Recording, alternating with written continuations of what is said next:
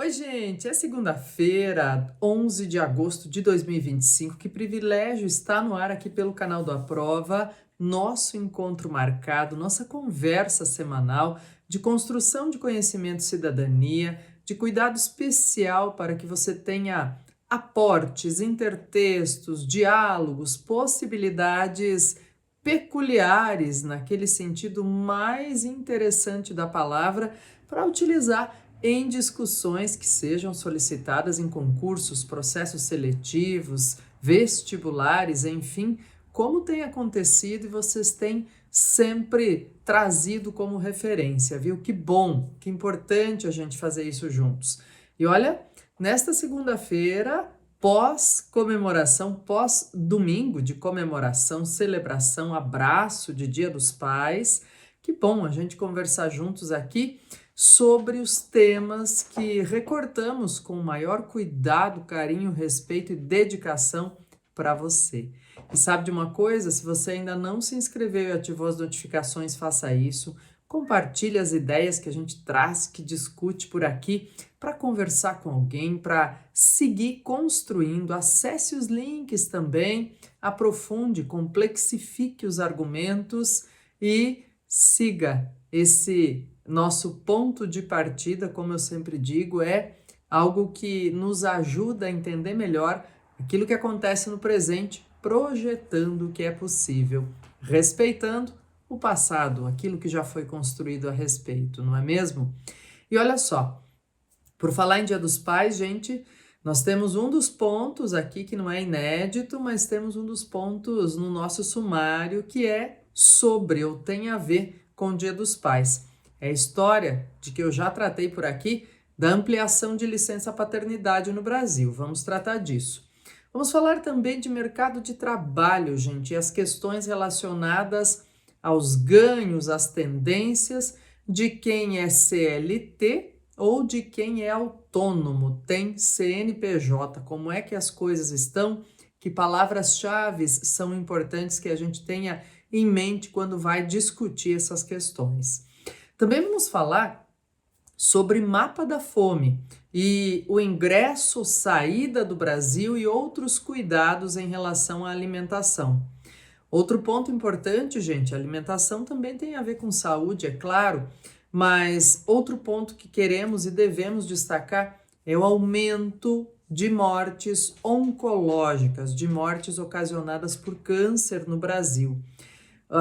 O maior número, né, o que está no número 1 da lista ainda de causa-mortes no Brasil é problema cardíaco. No entanto, o número de mortes oncológicas tem aumentado significativamente, o que leva a discussões e a trabalho mais cuidadoso necessário em relação ao SUS. E também, claro, vamos abordar algum ponto importante aqui sobre tarifaço? Vamos juntos, porque juntos sempre temos a chance de aprender mais e sofrer menos, né, gente? Bom, vamos lá, olha só. O prazo para mexer, alterar, votar, desdobrar questões relacionadas à licença paternidade venceu em julho.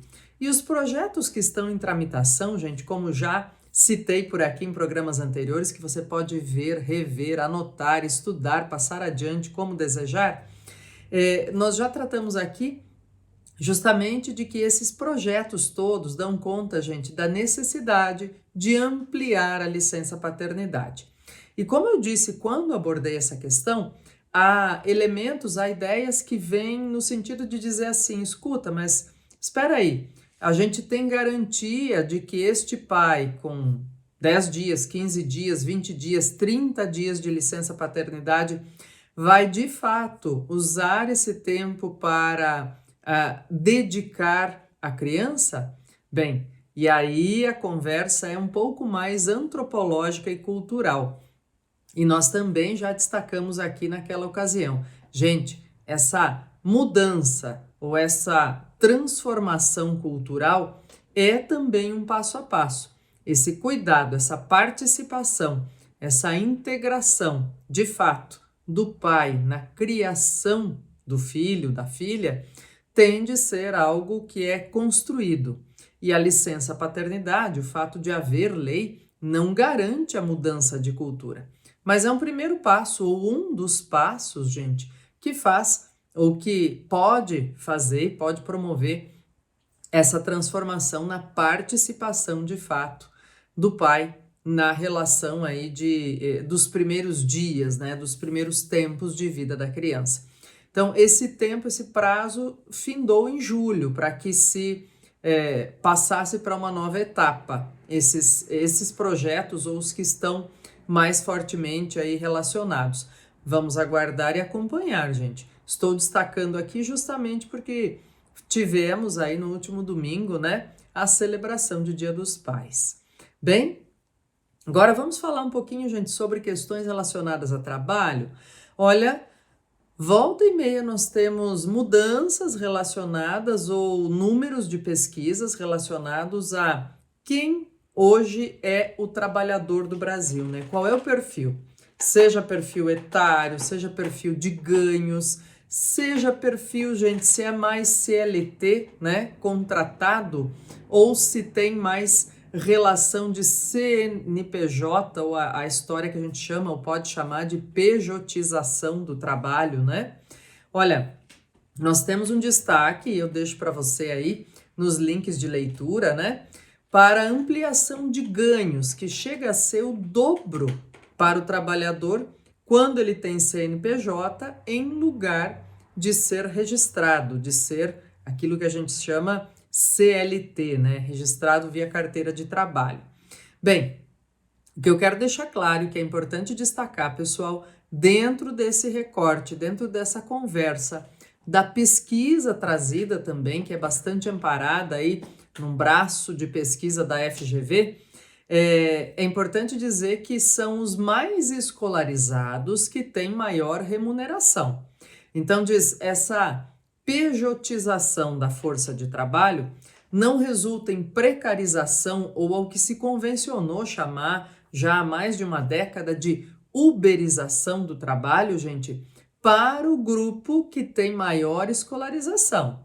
Então, é bem importante que a gente tenha em mente, quando se fala nessa ampliação de ganhos, nesse receber o dobro ou até o dobro do que se recebe tendo o registro de contrato de trabalho via CPF, né, carteira de trabalho, é importante destacar, olha para a escolarização dessas pessoas.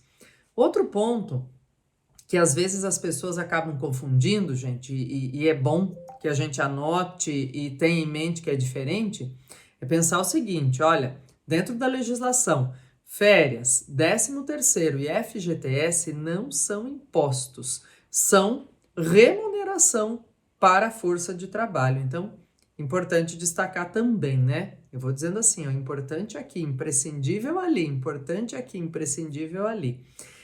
Vejam esse cenário, então eu sugiro a você que dê essa olhada no nosso link aí à disposição para entrecruzar outros dados também. Por falar em cenário, gente, em dados, links e tudo isso, tem link aí sobre esse ponto próximo que vamos tratar também. Mas olha só, o Brasil tem um fenômeno interessante que nos deixa assim preocupados, né? Quase fiz um trava-línguas agora, né? Nos deixa assim preocupados. Por quê? Porque nós figuramos durante um bom tempo no que se constituiu, se convencionou chamar pelo braço da ONU, que é a FAO, que cuida da alimentação no mundo, ou das questões relacionadas à alimentação, que convencionou chamar de mapa da fome. E nós deixamos esse mapa da fome. No momento aí, no período pandêmico, gente, de 2021, 2020, 21, 22, nós estivemos novamente no mapa da fome. E a partir do final de 2023, nós saímos novamente. Bom, por que eu disse que nos deixa assim preocupados? Porque nós somos, segundo especialistas, isso não é constatação minha, mas especialistas de fato que vão cuidando, observando os dados e trazendo para nós essas informações. Isso é preocupante porque nós precisamos de fato manter, né? Precisamos nos manter fora do mapa da fome. Então esse é o grande desafio do Brasil. que ele diz a gente é um caso muito especial nesse sentido de ter saído do mapa da fome e depois ter voltado, né? Por isso que ele diz que é um caso muito estranho ao que se costuma observar nos países que quando saem do mapa da fome não costumam voltar. Então o desafio é a gente não voltar.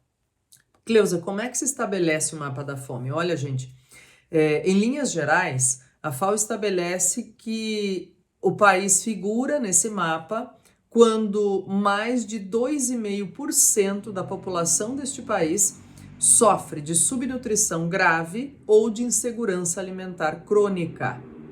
E um ponto importante a considerar, gente, olha só, há uma ressalva feita por especialistas também em alimentação de que nós temos esse desafio a vencer, né? Precisamos cuidar para nos manter fora do mapa da fome e também precisamos olhar com políticas públicas cuidadosas para a obesidade.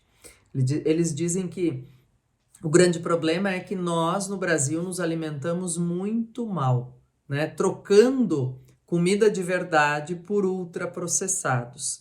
Esse é um problema seríssimo, pessoal. Por quê? Porque a curto prazo os ultraprocessados são fáceis, saborosos, bonitos, simplificam a vida das pessoas. No entanto, o seu resultado a médio e longo prazo é péssimo para a saúde. E um ponto aí a considerar também, pessoal, é a ideia de necessidade de políticas públicas mesmo que trabalhem com isso de maneira muito significativa e em longo prazo, né? Não basta ser em curto prazo isso.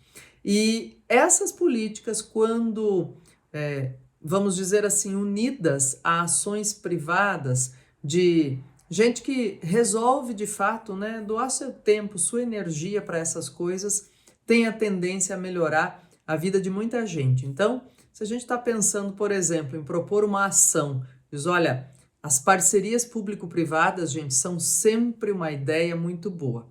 Mas eu vou citar aqui, como exemplo, uma ação individual, uma ação privada, de iniciativa privada, né? Que eu estou deixando o link, inclusive, para você, que é do Zeca Pagodinho. Sim, o cantor, gente, o artista.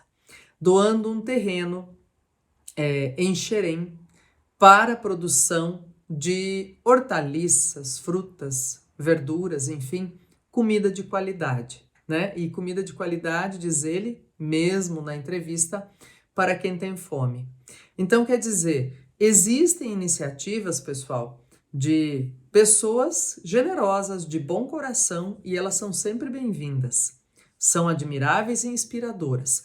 No entanto, nós não podemos depender apenas delas, né? Os governos precisam ter políticas públicas de longo prazo, que junto com essa mudança de cultura, de sensibilização de pessoas que podem doar tempo, dinheiro, terreno, enfim, o que seja, para que a gente possa ter uma transformação duradoura também, né? Pensando em alimentação, gente, que é o grande componente para melhorar a nossa saúde em médio e longo prazo. Olha, tem um link também colocado aí para você, vamos aproveitar e falar disso também, né? Sobre os números. Na semana passada eu citei aqui essa novidade, eu disse, gente, vamos falar de uma notícia boa, esse teste de vacina contra o câncer de mRNA, né, RNA mensageiro, que está em processo, está em curso nos Estados Unidos, mas agora nós vamos falar de um alerta importantíssimo que vem com números, comprovações. Gente, no Brasil, o que mais mata é doença cardíaca. Mas o que tem preocupado os especialistas, né, todos os que trabalham na área de saúde, é o aumento significativo de mortes por doença oncológica. Dado esse aumento também, gente, lá em 2011, 2012 já, houve a promulgação de uma lei que estabelece que o SUS não pode demorar mais do que 60 dias para iniciar tratamento para quem é identificado com doença oncológica. No entanto, a gente ainda tem muitos casos que demoram muito mais do que isso. E aí a possibilidade de tratamento, de uma sobrevida melhor ou de cura, inclusive em muitas situações, ou na maioria delas, acaba prejudicada.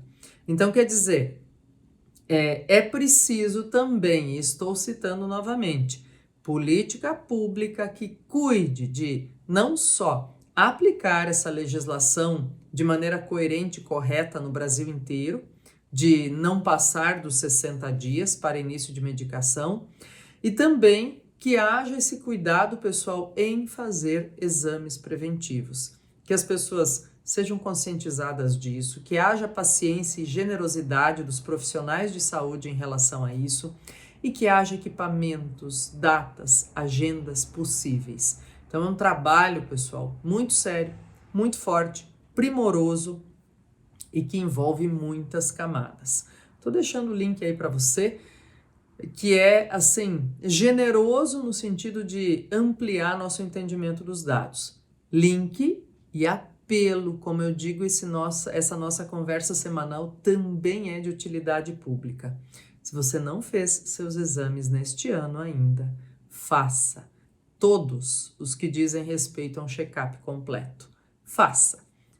Alimente-se melhor, tente dormir melhor, tente melhorar as condições que você pode oferecer para o seu corpo, para ter uma saúde melhor, uma longevidade saudável, né, gente? É isso que procuramos na contemporaneidade. E aí, tarifaço, que veio, promessa e vai ser implantado dia 1º de agosto, e conversa daqui, conversa dali, quer dizer, nem muita conversa, né, gente? Mas implantação, rumores, passou a valer na última semana. Bem, o que eu quero destacar, pessoal, não é nem a explicação em que consiste o tarifaço, na motivação, se é econômica, se é política, o que está em jogo, o que não está, se é uma queda de braço, se não é, se tem mercado suficiente para o café brasileiro. Vejam, a demanda mundial não para de crescer, né? E que tipo, claro, de emprego ou de trabalho pode estar ameaçado em curto prazo, inclusive. E é verdade, pessoal, todas essas inconsistências acabam trazendo inseguranças, né? E isso se manifesta em fechamento de postos de trabalho, ou também essa insegurança se manifesta em outros tipos de insegurança, pensando em trabalho e economia. Agora, o que eu quero que você fique muito atento, quero pedir que você faça isso,